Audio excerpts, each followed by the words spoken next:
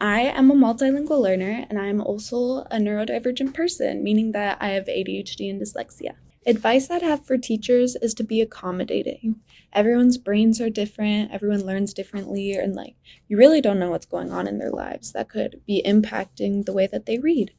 And I would just say, really, understanding is a big key and be open to different perspectives. I think that there is a narrative that there's one way to do things and that's how it should be done because that's how it's always been done. But I've personally always favored newer approaches to learning that are more tailored to the mind we now know versus the mind we had knowledge about 20 years ago.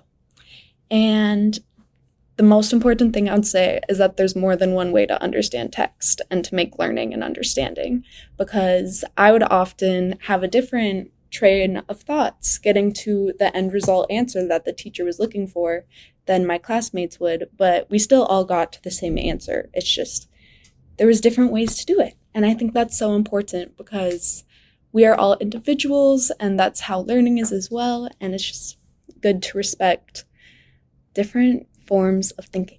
I think it's important for teachers to know that, they've got to lower their guard a little bit when it comes to teaching students who are duly identified, because they have to understand that, hey, things are different and you have no idea because you've never been there, you haven't been in their shoes, and you've got to listen. The more you address the student, the more you can get actually to the content.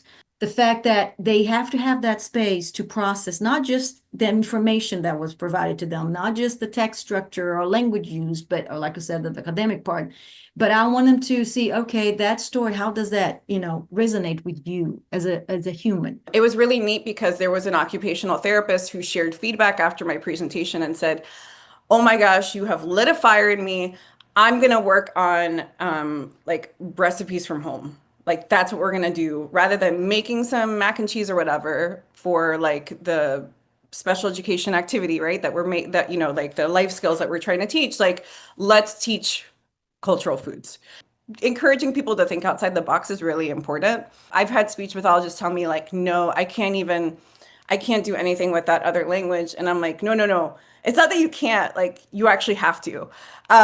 You have to because you are the conduit, right? Like, you're not going to teach that other language because you don't speak it and you don't know it. But you need to figure out a way to scaffold and build those supports for those students so that they can go home and they can connect linguistically with their family.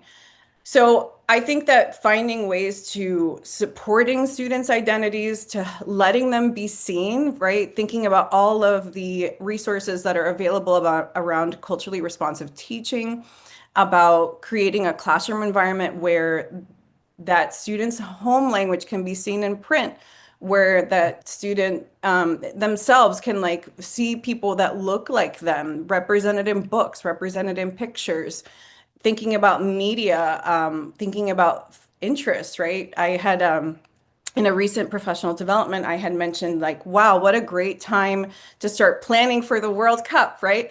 That's usually a really great way to incorporate a lot of children, who are from other places from all over the world, right? Here, increasingly in the US, we care about soccer.